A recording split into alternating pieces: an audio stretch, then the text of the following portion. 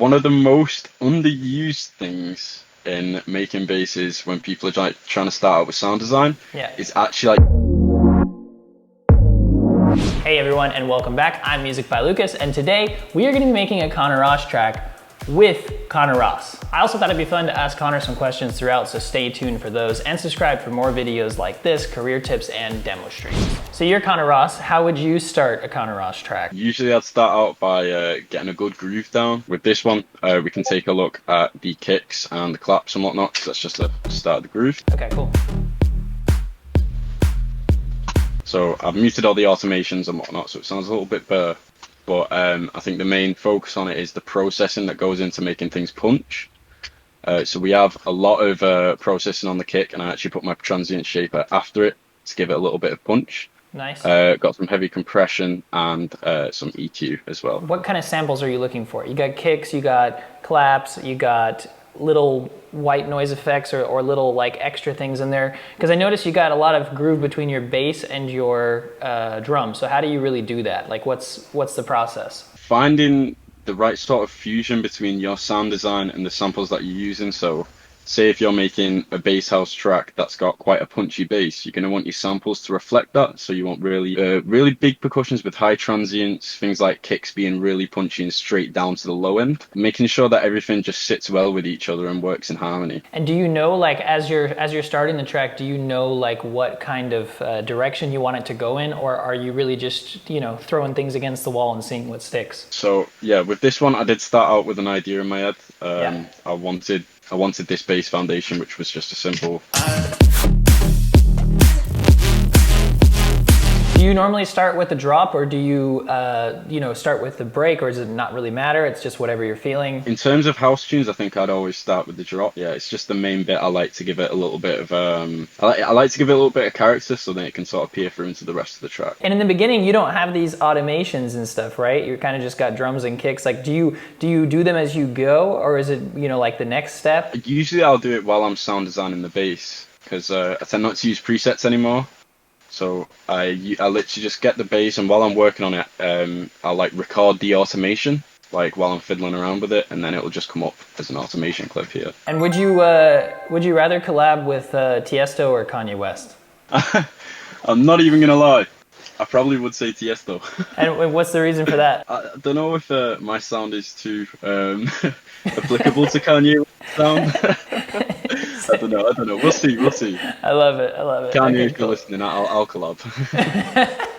So with your bass, with your sound designing on your bass, what do you normally start with? Like, are you starting with an init preset? Are you tweaking another preset? Like, what's the process? I used to use like tweaking presets and stuff, but now it's just init presets, and then making whatever I think sounds cool out of it. I just sort of mess around with the synth and like add a lot of weird stuff that I've learned off people. And that makes sense, because you when you started with the presets, you got kind of like a basic idea of what everything was supposed to be, like the settings and stuff. And then the more you got good at it and you kept designing the same sound, now you really just kind of got the hang of it, and you can just make a cool bass whenever. What are your best sound design tips for making basses? one of the most underused things in making basses when people are like trying to start out with sound design is actually like using your resonation with your filter, because I didn't do it in this one, but usually I do, and you miss out on so much of that little, like, it's almost like a little LFO screech going down in the bass. It adds so much like liquid to it. And also distortion plays a huge part in as well. What type of distortion you're using is like a big factor. I love it, because you have a very particular sound. I mean, when I hear your tracks, no matter what the genre is, or like, the style that you're going for, usually the basses are very like that. Like, you can tell it's more your kind of bass because of the way that you develop it. Yeah, for sure. Yeah, it's just, I guess it's all just comes from habits and whatnot. I'm just kind of like freelancing it as I go with the sound design. Nice. Are you primarily doing it in Serum, or do you sound design in other synths as well? Serum is definitely my favorite. I used to use Spire, but for the most recent stuff, I think Serum's just the best. Connor, truth or dare? Oh, okay. I'm gonna say truth. What's the most embarrassing thing that's ever happened to you? Oh, damn. Besides this call. At my gig, I don't know if anyone noticed, but I felt really embarrassed. At my gig at ADE, it was on a 4-deck CDJ. So I'd only worked with like controllers and stuff, as I got one here, and like I had no idea like I had no idea that instead of using the crossfader at the time, you were supposed to use all four of the volume the volume knobs. Yeah. So as I was DJing, I was like, why isn't this song coming on? I'm using the crossfader here, and my manager came up and he just quickly flicked it on for me. Died a little inside. All right, so we got the bass, we got the drop kind of being developed. What would be like the next step? After that, I think it's basically getting like, because you've got the groove in terms of like the foundation with your kicks and your claps. Yeah. Then I think it's all about choosing the right types of percussions and hi-hats, because they make a huge difference. And yeah, you know, definitely. We've got obviously adding fills and stuff. I am missing a few samples because my hard drive went corrupt, so Gotcha. I lost like my favorite sample pack. But what is your favorite sample pack? This one right here that I can't open because it's lost. All epic samples. It's just every sample pack in the world ever that I've ever owned. I heard you were going to give it all away for free, but that corrupt hard drive just ruined everything. Yeah, I was actually planning on releasing something like that as well. That was sick. Yeah, but I'm gonna have to rebuild it all. So with your sample packs, you organize them, like you organize your favorite sounds into folders for yourself to use for later? Sometimes I am quite lazy though. So I just sort of sometimes just do things on the go. But like as I was about to mention, my friend Magnus, I think you might know his music. Like he makes some really cool tunes. He came in clutch the other week, and when my hard drive did go corrupt, he sent me a little sample pack, which is like the same sort of thing. So I've got some top loops and stuff to work from. Shout out to Magnus, clutch. Shout out to Magnus, saving my music career, man. We got epic samples. So ear candy is obviously important to you. You're trying to bring in some weird samples to get, I think it adds to your kind of warped vibe that you have on the drop too. Like the sounds that you use are very kind of, they go with it, which is great because everything tells one story. Everything goes together and kind of, it's almost like you're overdosing on this vibe of warped bass, warped, crazy sounds coming in and all that kind of stuff. And I think it does sound really cool. So how do you then develop it from this kind of really cool drop into more of an actual song? So I think once you've got the drop down, then you should start thinking about how accessible it is for people to listen to. Because it might be a really cool drop and, like your friends and your producers in the community might think, yeah, this is like really cool. But then you got to think when you release it, how is the sort of public going to view it? You know what I mean? Yeah. You've got to make sure that the rest of the track fits the exact same sort of vibe, because if it doesn't, it's going to sound disjointed and people are going to, like not want to listen to it on the way to work and stuff like that, because music is for listening to. This one I chose to do basically a UK grime. Beautiful. Yeah, just some heavy crash samples and stuff to emphasize the beats. Yeah, I also really like what you do about you kind of like, and I think it was Kashmir that said this, but it was about remixing, which it was like, give the track something it doesn't already have. And I think that's what you should do, and it's what you've done already with your break versus your drop. So on your drop, it's very staccato, it's very like, like quick notes, quick in and out, and then your break is much more legato, more smooth, but it keeps the same vibe, but it's like almost like the opposite version of the drop in that way. And I think that's really cool, because then you're kind of not having this intense aggressive break and an intense aggressive drop. You don't really want that, because then there's not much of a journey. And I think you do a good job of developing it here. I did have a call on Zoom, like with Don Diablo, and he was telling me some stuff about like how I should structure songs and just giving me some tips and stuff for like the future. And that is one of the reasons why I chose to do this for this sort of song, is because if you listen to like a lot of like bass house tunes and you listen to them like all the way through, people just kind of skip through the breaks. You know what I mean? Yeah, it's like, absolutely. it's a break, blah blah blah blah blah. Let's get to the drop, right? And I don't want that to be the case, because you want to listen to a track as like a whole sort of movement. You know what I mean? Absolutely. So, I mean, shout out to Don for always shout out to the Don. big tips. If you weren't a producer, what would you be? I really don't know. Like, music has been number one priority all my life, I guess. Probably like working at McDonald's or something. Working at McDonald's, there you go. I think I'd love to be like, I don't know, like a NASA engineer or something. Dang. Like if we're talking big goals, that would be like really fun, I think.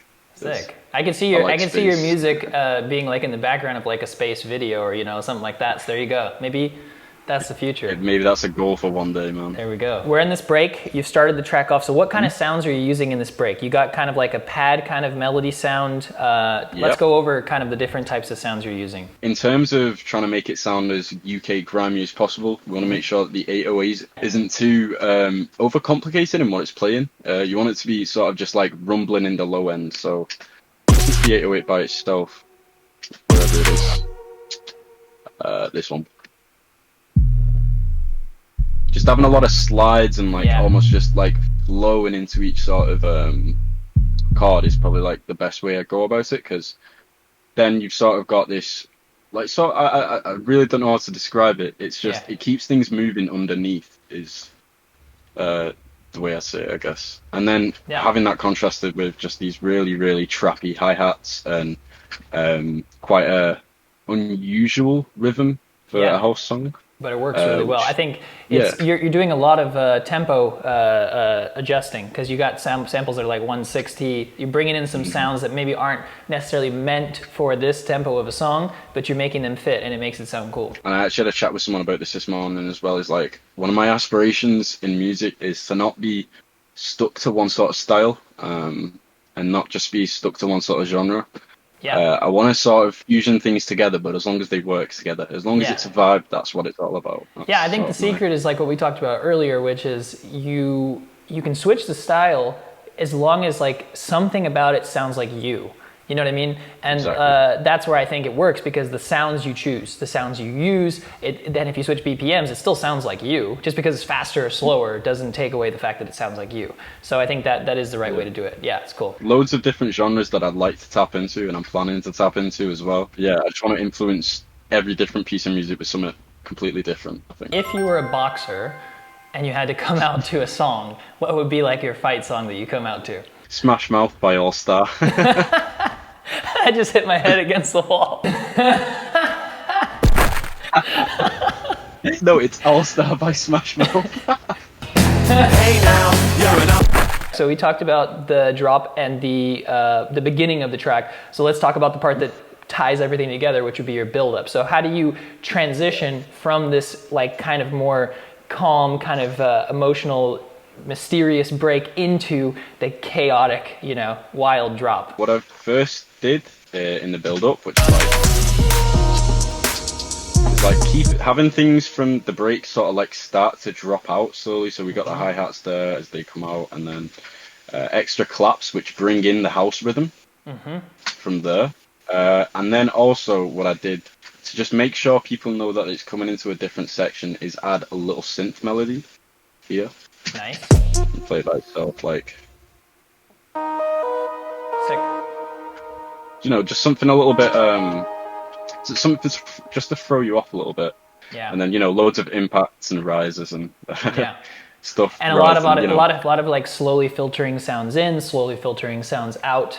Yeah, I think of the buildup as like it's almost like you're linking two sections together with the break and the drop, and it's like it's all about that flow of kind of like just like DJing in one track, DJing out another. You're just slowly just adjusting the lows and the filters and bringing everything up just so it matches just right, I think. So at this point, you have the basic idea for the track down. You got the break, you got the buildup, you got the kind of the drop idea.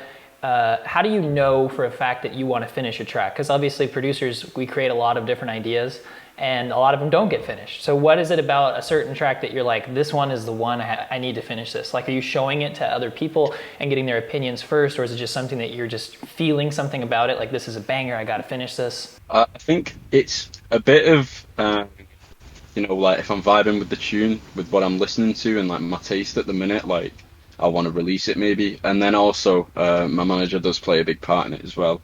Oh, cool. So he'll be like giving me advice on what he thinks working at the minute and what what styles I should be producing and stuff. Yeah, so, that's really good to have someone you can, whether it's a manager or whether it's, people that you trust for feedback, it's really good to show your tracks to other people. I do the same thing. I create like a folder on Dropbox and I put like some basic ideas in there and I'll send it out and be like, which ones, you know, really pop out to you? Because I agree, like sometimes it's better to not finish every track, you know, because we only have so much time, and it's hard to know which ones to finish on your own sometimes. So that's a good point. What is your favorite candy? It's got to be a Freddo. What the heck? What is a Freddo? Never seen a Freddo? No. It's a little chocolate frog, like he's like a like in Harry Potter. 2D frog. Wait, you know, there's a chocolate frog in Harry Potter? Yeah, the chocolate frogs. I'm like such a fake British person. I've not even watched Harry Potter, you know. Hey now. What's the final steps of a Conor Ross track? You know you want to finish it. Your manager's like, this is dope, Conor. You got to finish this track. So what's the final steps? Making sure that I think I've got something in it that stands out, like in the drop. Because bearing in mind that everything is obviously really important, but you are going to want to put a lot of like your like sort of tailorship and time into the drop.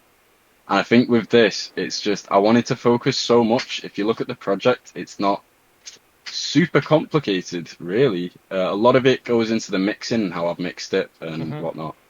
But all of this over here, I really wanted the focus to be just on this base layer and like say in the second half of the drop as well, making sure that there's something different that catches your ear. So this is how it sounded originally.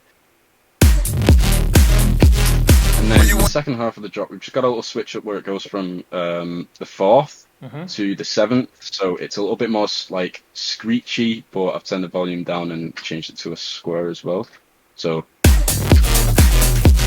just noticed the tone's a little bit changed. Yeah, nice. It's different harmonics. You're saying towards the end of creating a track, it's just about trying to make sure that something is unique, trying to add like extra parts so it doesn't get repetitive, and just trying to add those finishing touches. Yeah. Out of all the tracks you finish, how many do you not finish? You know, is it like 1 in 5 gets finished, 1 in 10, 1 in 20? I'd say probably like 1 in 10, 1 in 15. That's actually pretty good. And then but it depends which one of the ones that I finish that I also release as well, because I have like a lot of just finished tracks that I don't want to release. Finished ones that you're going to leak for everyone watching this YouTube. And that is it. Comment which artist you want me to do a video like this with next, and like this video. If you like Conor Ross, become an official member of my team to start working with me. Subscribe here and to Conor Ross, and now you need to choose which of these videos to watch next.